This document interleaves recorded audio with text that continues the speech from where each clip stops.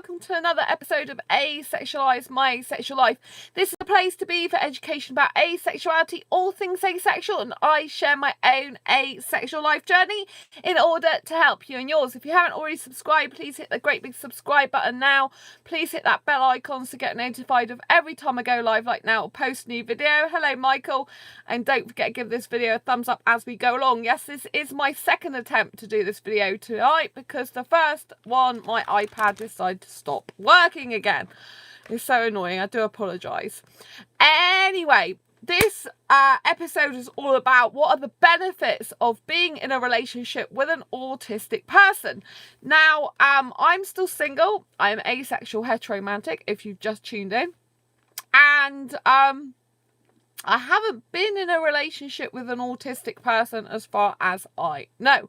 I've been with people who have had let's say, behavioural challenges and some mental health difficulties possibly, but I haven't actually been with anyone who's autistic in a relationship, but I have got autistic people who are my friends, particularly asexuals. And so being very good friends with them, I can understand what the benefits would be to be with someone who is autistic in a relationship despite not actually being in one. There are obviously sides that are not so good, but I want to particularly focus on the benefits because I think it's very important, because a lot of asexuals tend to be on the autistic spectrum. There's a lot of people that do come forward in groups and forums. They do happen to be on the autistic spectrum. I've been asked a couple of times, have I got Asperger's? And no, I've not got Asperger's. I'm not autistic at all. So, but I am very different to a normal person, if you know what I mean. I'm naturally a hyper person. I love being that way. And I'm naturally young and like to be like, I'm on the spectrum, Michael. Yes, I know you're on the spectrum, so I thought you'd like this video as well. So there's a number of asexuals that watch me. Actually, I think a lot of the asexuals that watch me the most are autistic. So that is very interesting that consistently watch me, because I know that you've said before you are. And I think there's some other people, well, I know there's some other people that do watch me that are as well. So, I think it's very important, first of all, to say that all autistic people are different. They have different needs, they act and behave differently, even though there's some congruence between them. And so, you know, if you experience a relationship with one type of autistic person, the other person might be different in some ways.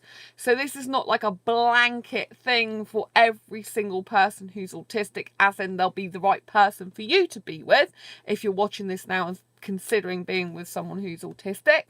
But I can see some benefits, and I like to focus this channel on different types of asexuals all across the spectrum, and I like to show the positives of people and asexuality, which sometimes may be overlooked. I like to cater for all, like I said, different types of asexuals on here, and I do tackle obviously more taboo and controversial topics as well.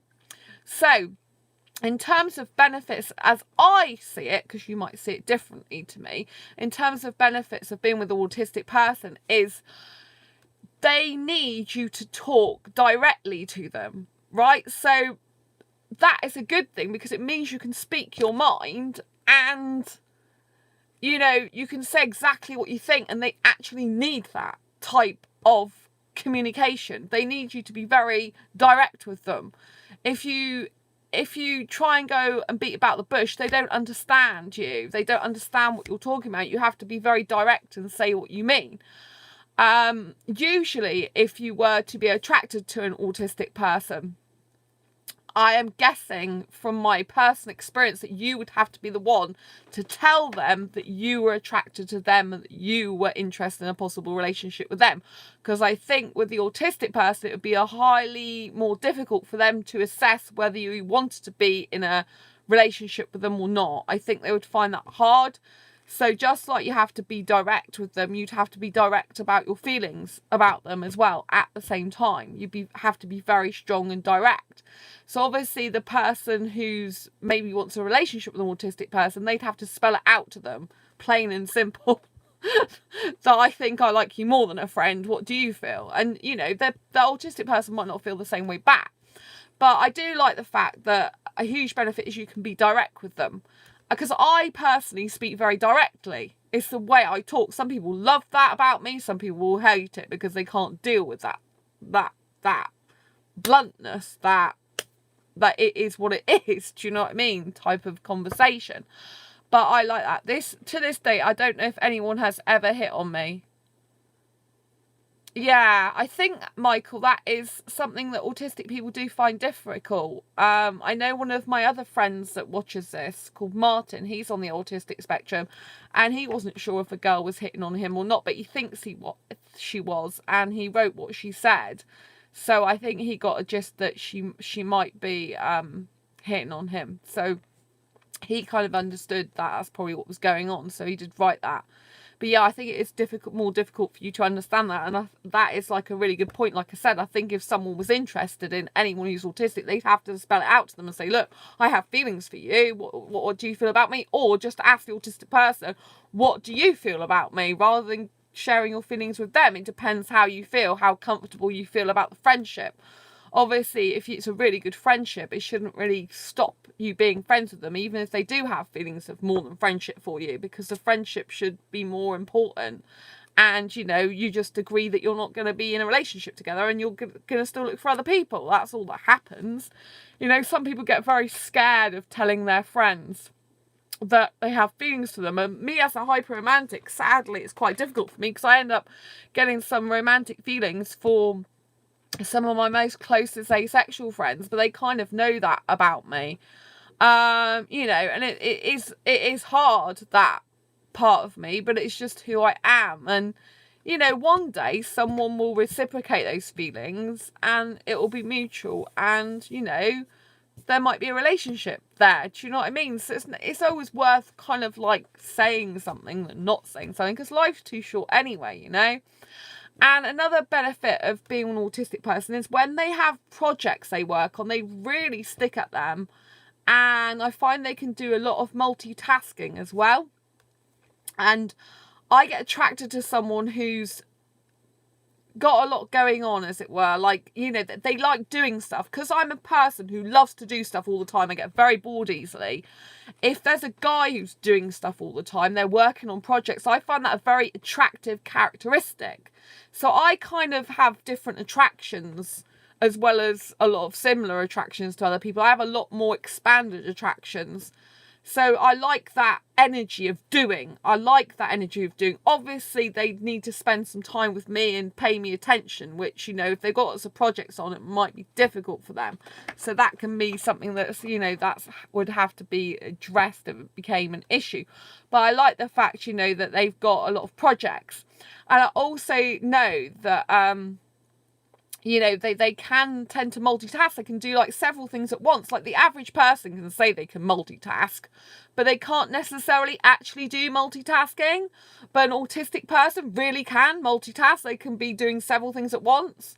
Obviously, the other side to that is they need to be paying attention to the person in front of them and not be distracted by other things.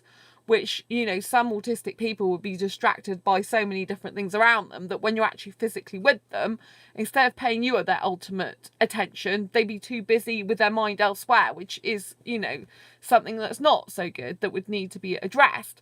But not all autistic people are like that. Some autistic people are so, like, kind of like obsessed with the thing in front of them that if you happen to be the person that was in front of them, they would be literally all focused on you, which is a good thing.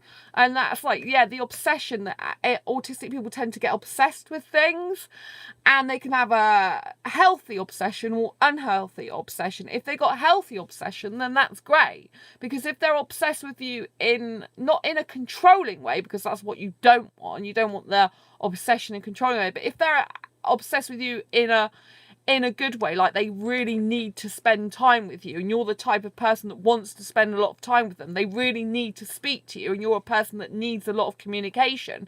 So I'm a person who needs to be needed in a relationship. I'm a person that likes a guy to really need me, like I'm an essential part of his life. like I'm the, I don't know, the foundation of his cake. Do you know what I mean?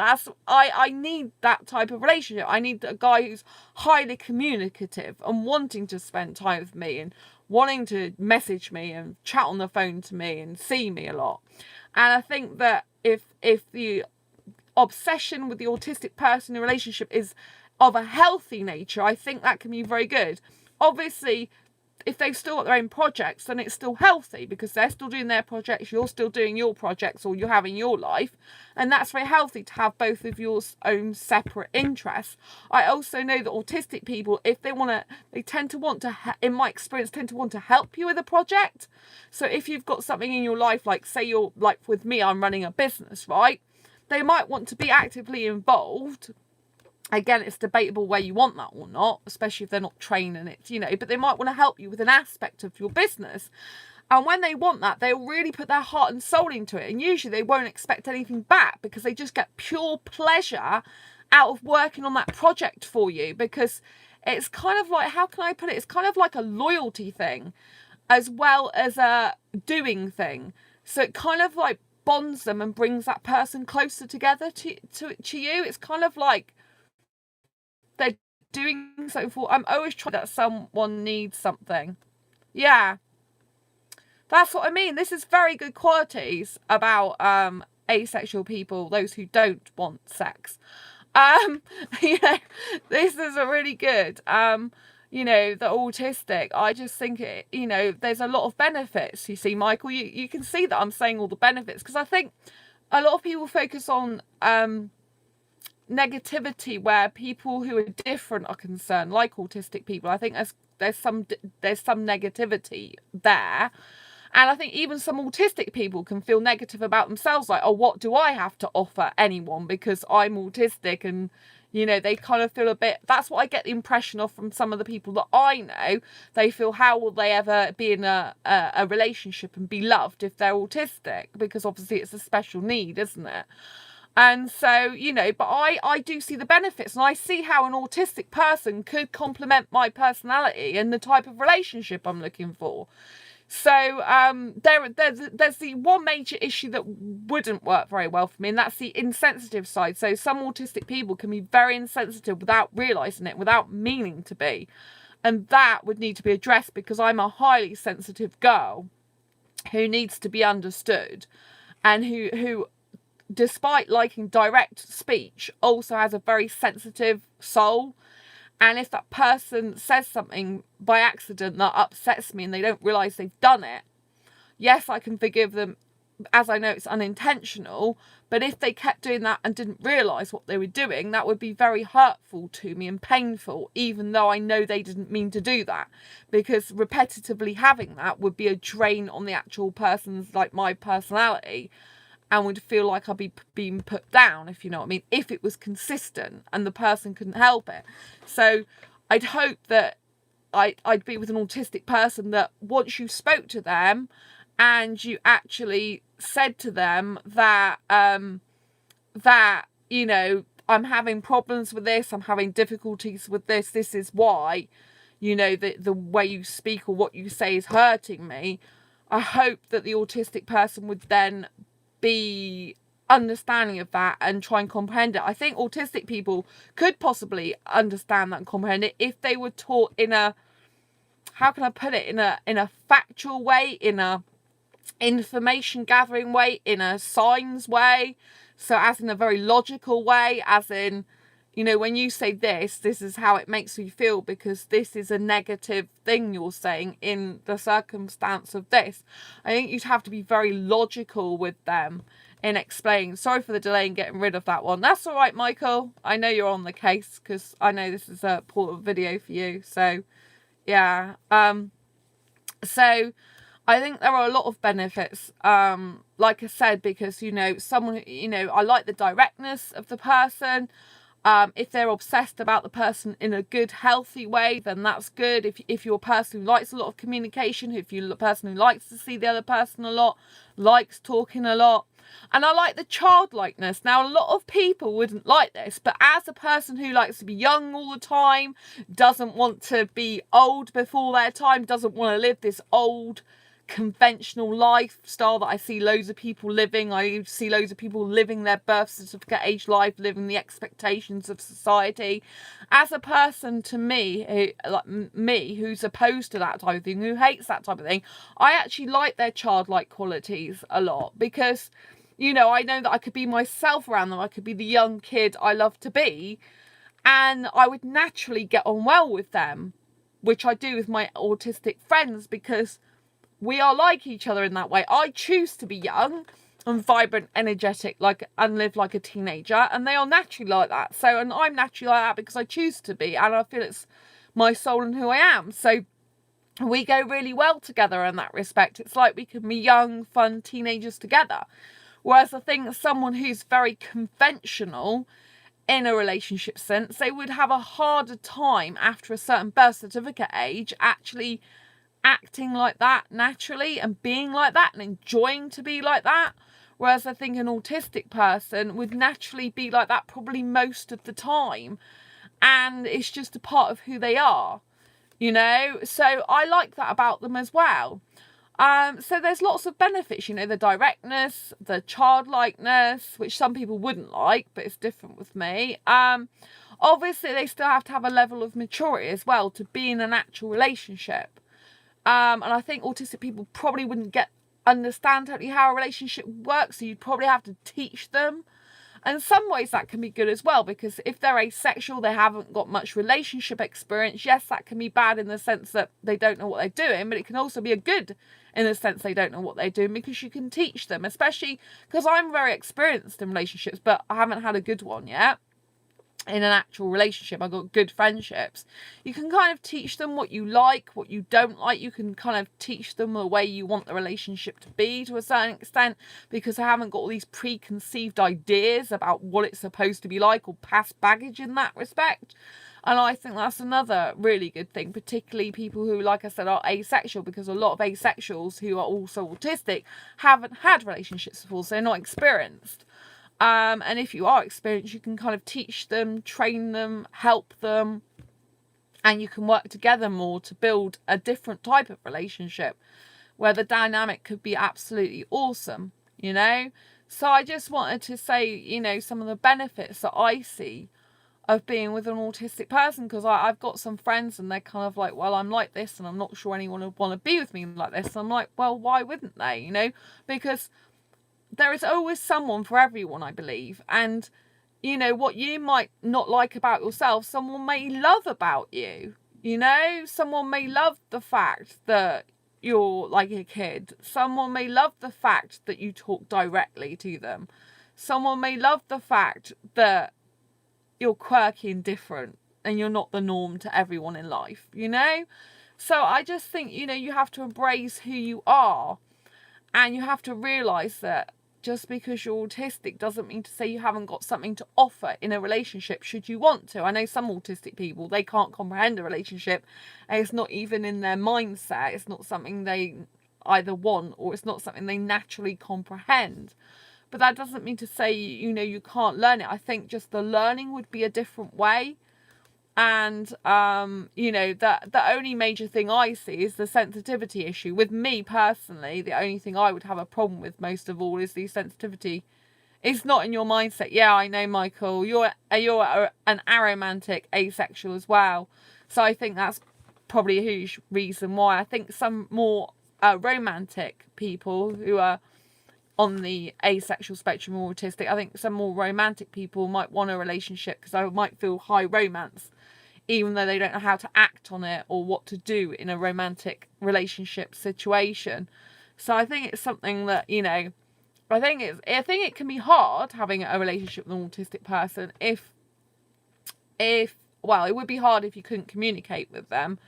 But I think if you're the type of person that has direct communication, I think it's really good. And I also feel that, you know, you would have to, I feel personally for me, I feel the only barrier for me being in a relationship with an autistic person is, one is if they had other problems which granted them bad behaviour as well. So, you know, if it was just autism, that's fine. But if it's autism combined with other stuff that can create an aggressive or bad behaviour, because I have known people like that, then I don't think that's a good thing, because you don't want to be in a controlling, aggressive, bad relationship. But if it's just an all case of they're autistic and, you know, they need time and patience, I think that's a good thing. But I think that's the only thing that I really see as being a major problem for me is the insensitivity side, because I need someone who's really sensitive to my needs, really empathetic, really sympathetic. And I know some autistic people, they say things without understanding that it can hurt someone, because they're blunt and to the point. I'm blunt and to the point, so I do like that to a certain extent. But if I'm saying something that I'm actually feeling distressed about, they might not even know that, because they're talking more in a logical, unemotional, unempathetic way.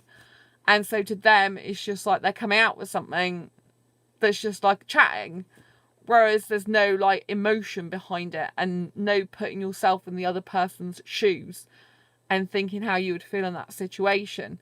So I think that's the only major thing that would really, really be difficult for me, because I'm a person who needs a guy who's very, very sensitive, very, very emotional, very, very empathetic, who's really understanding of me, really in tune with my emotional needs and my, you know, like, understands me on a very, very deep emotional level from the ground up, really. And I think that would be the only case. I mean, I know a lot of autistic people like say stuff, and because I know they're autistic, I'm just like, let it go. Do you know what I mean? But those people aren't so close to me. They might be quite close friends, which then impacts me more. But if they're not that close to me, I can understand. I just think, oh, they're autistic. I understand that that's the way they see the world, and they just come out with stuff, and I'm just used to it, you know, and I accept it, even though sometimes I'm thinking that's not very appropriate to say that.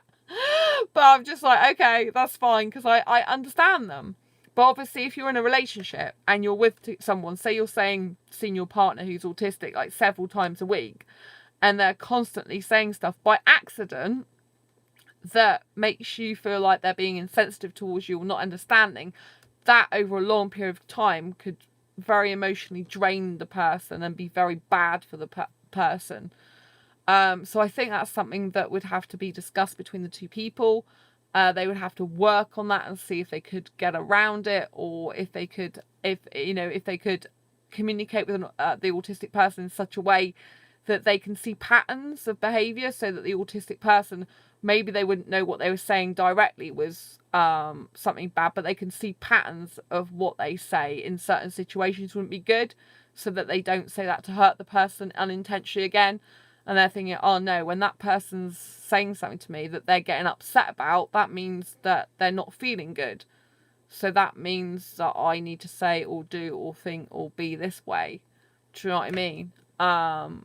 Because, you know, it's just about sharpening their communication and sensitivity skills, which they may not naturally possess. Obviously, it might not be suitable. They might be more suitable to be in a relationship with another autistic person, because you're both the same, you know, on the exact same level, and you're both like, you know, your communication's very similar. So you might find that it's better to be in a relationship with another autistic person, because then maybe there won't be those issues there. Like, maybe there won't be like, I'm very sensitive, but maybe there won't be the sensitivities there, because you'll both be just naturally speaking that way to each other, and it's a way that you're both comfortable with and understand each other, and you don't see any insensitivity because you just both speak like that and talk like that.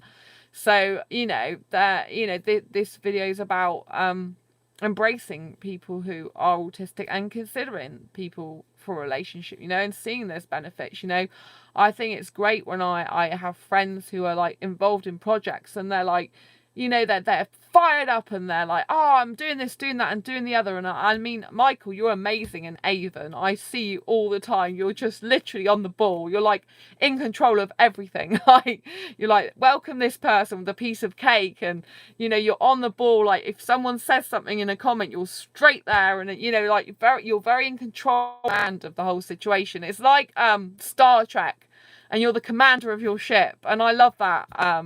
That about you. Obviously, I'm just, you know, a YouTube friend for you, but I like that aspect of your personality. I'm not attracted to you in that way, but I mean, it's an attractive quality. If a woman was talking about attraction, it's an attractive quality when someone conducts like an orchestra where they are. Well, maybe it's just me that finds that an attractive quality. Thank you, though. I always wish I could do more. Yeah, I just think it's a very attractive quality. I've got another friend who watches this YouTube channel. Well, I've got a couple of friends who are autistic, and you know, I kind of my friend Martin, I mean, he just does so much, and I do find that a very attractive quality about him. He's autistic, and he just does so much, so many different projects, and I like that energy about him. I like that vibrancy, and like he wants to do everything. And I see that so much in you, Michael, when you're an Avon. I see you're like there. You're so good at being a moderator. I mean, the job was made for you, and I do think that's a good thing if you get an autistic person who works for you as well.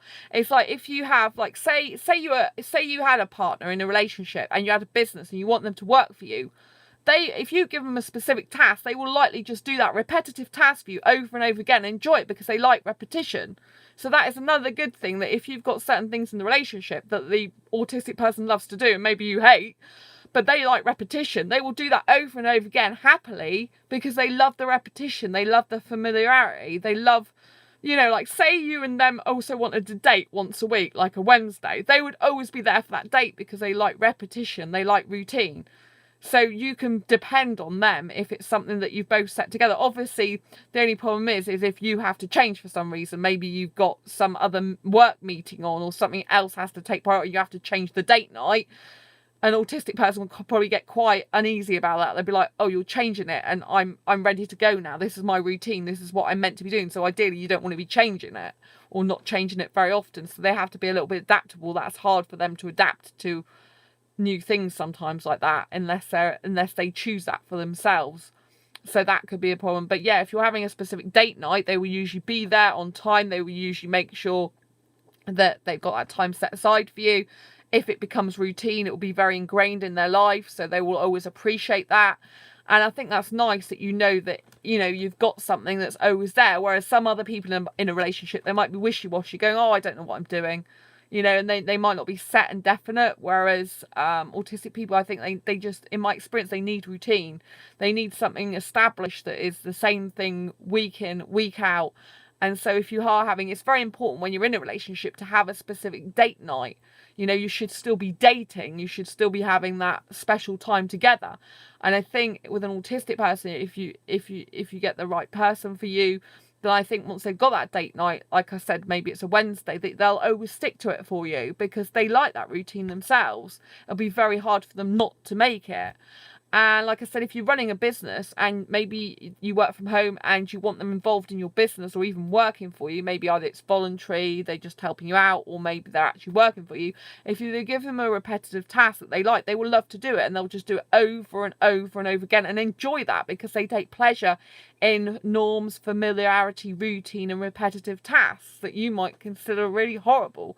And I think that's a really good thing. Like I saw Michael and Avon, I'm just like, you're on the ball, you know. I feel you're such a good moderator. It's like the job was made for you. I think it's a perfect job. I think because you do have autism, I just think you just do such a brilliant job, better than a lot of people would, because you're conscientious, you're on the ball, you want to make Avon work, you want it to be a good place, you like to categorize people that in their right categories. You're very methodical. I like that about you as well. You're very methodical. Like if someone's talking about more of a grey A sexual relationship, you'll say, oh right, that belongs to the grey A category. If someone's talking about something else, you'll move it to the right category very quickly. And I like your methodical approach, and I like that about people with autistic. They got kind of a really methodical approach. They'll have goals and they'll reach them and they achieve them.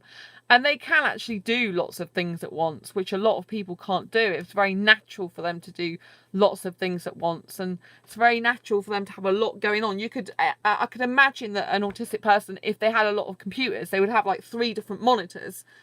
Some businesses do this as standard. They just like 3 different monitors to monitor 3 different aspects of their business. Like imagine like an autistic person would be very good with that type of setup, because they've got 3 things going on at once and they can keep control of it all and look at it all at once, and that would suit them. Obviously, I am generalising here from my experience. You know, if your experience is different, please say, because I am not autistic myself. It's just that I have a lot of people around me that tend to be autistic, like on this channel, or people I come across, or asexual close friends. And so, you know, I kind of And my personality complements them very well as well, usually because of the character traits I naturally have.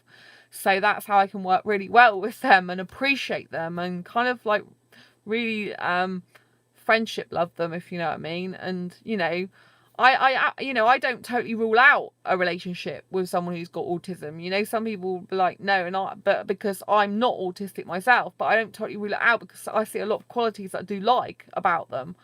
But it depends on the individual. If their special needs matches your lifestyle and what you're looking for in a relationship, I think that's paramount, that you've both got to be as happy as possible and both got to complement each other.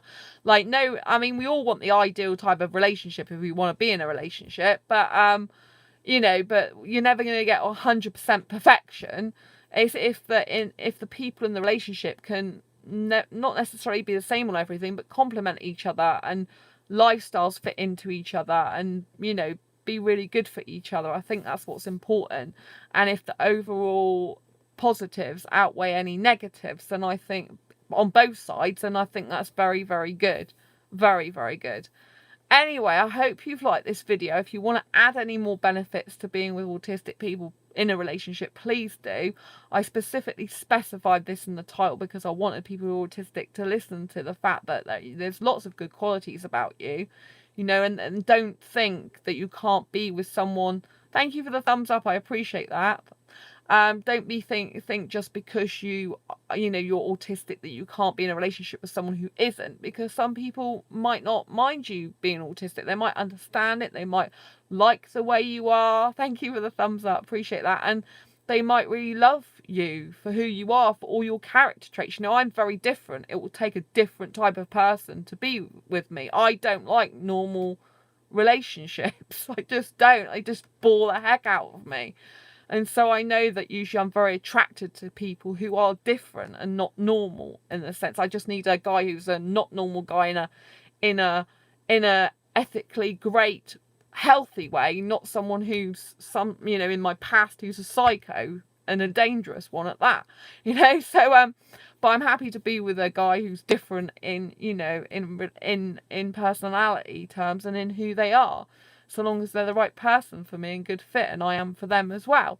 So I hope you found this video useful, helpful, insightful. Thank you so much, Michael, for tuning in. Thank you to whoever else has been watching me this whole way through. Thank you so much for the thumbs up. Thank you, Michael. If you haven't already subscribed to this channel, please hit the great big subscribe button down below. Please hit that bell icon to get notified of every time I go live like now, post a new video, and I will see you soon on the next video. And don't forget to hit that bell icon if I didn't mention it next to the subscribe button, so you do catch me live here. Thank you so much for tuning in. Until next time, embrace your quirky and each other's. Thank you so much. Thank you, Michael.